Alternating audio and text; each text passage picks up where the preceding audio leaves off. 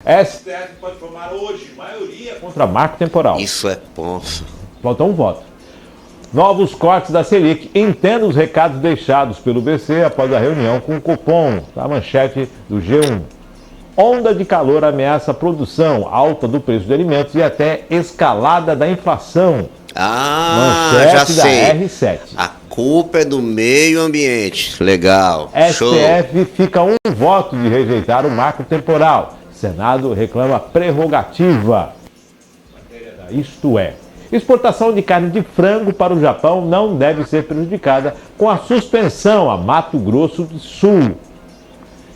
Em delação, Cid diz que Bolsonaro consultou militares sobre plano de golpe. Está no UOL Notícias. A de cima está na broadcast, viu? Na broadcast, né? Comandante da Marinha sob Bolsonaro, almirante Almir Garnier, teria aceitado embarcar no golpe do então presidente. Tropas à disposição. Manchete do Jornal do Brasil. Concursos. O governo vai propor elevar cotas raciais para 30%, com metade de reservas para mulheres negras. Matéria de O Globo. Como é o bar no Rio onde Chico Moeda teria traído Luísa Sonza? É o que diz o dono e os clientes. Manchete do Estadão. Tá faltando pauta em Bolsonaro brincadeira. tenta nova cartada para disputar eleições após condenação no TSE. Também matéria do Estadão. A broadcast, naquela matéria relacionada ao frango, a carne de frango para o Japão, é que foi constatado um caso de gripe aviária em uma ave de fundo do quintal. O pessoal criador de fundo do quintal constatou a morte de uma ave por gripe aviária. Então, toda essa questão, Mato Grosso do Sul, os plantéis estão salvaguardados, toda a preocupação com os plantéis de produção de aves, para o consumo, e as exportações ainda estão garantidas. Então, o pessoal está muito atento a essa questão das aves por aí, né? Não sei o que foi, se foi uma galinha, se foi um frango, se foi um pato, se foi um pombo, não sei o que foi, mas foi alguma coisa que lá no fundo, ou de uma caixa, ou de um playground, mas sempre está no fundo. André, qual delas? Cara, o do marco temporal, você fez duas citações aí para não passar em branco, e ontem, até mais ou menos umas 18 horas, o STF estava numa votação de 5-2, né? Mais um voto. Mais um voto, eles formariam maioria. Aí é que vem que tipo de maioria. O que acontece? Uma vez a gente já falou sobre isso, e é um assunto um pouquinho chatinho. O marco temporal, Márcio, a nossa Constituição, em 1988, delimitou o que o que são terras indígenas e de povos originários. Para quê? Para poder você consolidar as cidades que já existem, né? O Pacto Federativo você tem que manter. Então isso aconteceu em 88, e de lá para cá foram surgindo discussões de locais mais distantes, lá longínquos, como Maranhão, Pará, próximo da Mata Amazônica, né? Esses locais que são um pouco mais distantes das metrópoles, onde ainda existe disputa de terras. Aqui na Baixada a gente tem uma reserva indígena, se eu não me engano, na Praia Grande, em Mongaguá. Itanhaém, né? Itanhaém, acho que é Itanhaém a reserva. Também tem. Também tem, né?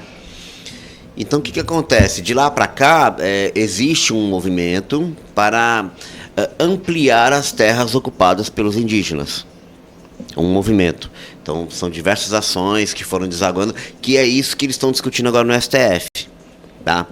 Em 2009, ou foi 2019, eles já decidiram que vale o que está na Constituição. Até 88, aquilo que estava ocupado pelos indígenas é deles. O que não estava ocupado, eles não podem avançar. Até 88. Mas de lá para cá, começou a ter essas discussões, né? Então, existem grupos que são favoráveis a ampliar a extensão deles. Aí nessa discussão, um põe um pitaco aqui, um pitaco ali, começam a surgir alguns projetos de lei, algumas entidades, né, que vão engrossando o caldo, e chegaram a querer simplesmente apagar o marco temporal, que foi o que nós conversamos aqui. O que isso significa? É que qualquer área no país onde tenha um vestígio de povos originários esta área tem que ser devolvida a estes povos Então originários. Vamos lá. Então, Traduz. Nós temos aqui um sambaqui na Cozipa, na Usiminas. Na Usiminas. Então, tecnicamente, toda aquela área volta a ser dos índios. Exatamente. Como era antes de Cabral chegar. Isso. Fecha. Então, pronto. Fecha e entrega para eles. Agora, a mesma coisa, Betioga, Tupinambá, todo mundo. Centro de São Paulo, centro do Rio de Janeiro, bairro, Sim, tudo. Devolve tudo. Devolve tudo. Isso você cria uma instabilidade jurídica, assim, não tem nem como mencionar, tá? Parece até que é uma forma do Estado tomar conta da propriedade privada. Entendi. Tá? Veja, em regimes que são contrários à forma de governo capitalista, a forma financeira capitalista, eles defendem que a propriedade privada tem que ser do Estado e o Estado que concede. Isso seria uma forma indireta de tomar as terras de todo mundo.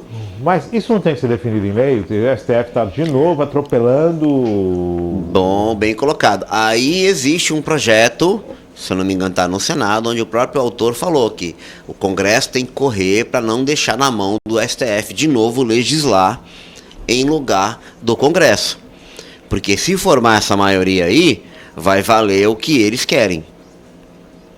E a lei...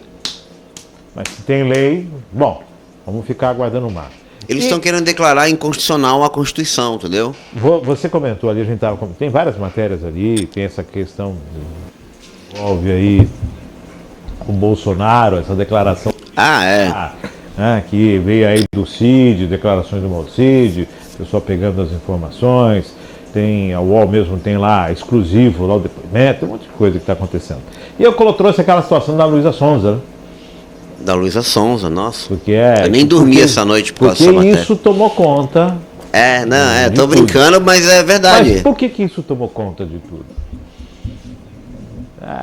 Eu convido você a observar psicologicamente o que faz uma matéria que seria algo mais particular, embora seja uma pessoa de influência, uma pessoa conhecida, uma artista, e por que move as redes sociais, isso move os noticiários, né? Qual é o ponto no ser humano que isso acessa, né? É bom para a gente pensar em um dia. Não, Márcio, é o mesmo ponto que acessa os reality shows, né? Se você tentar imaginar, vamos buscar uma lógica no reality show. Não tem lógica.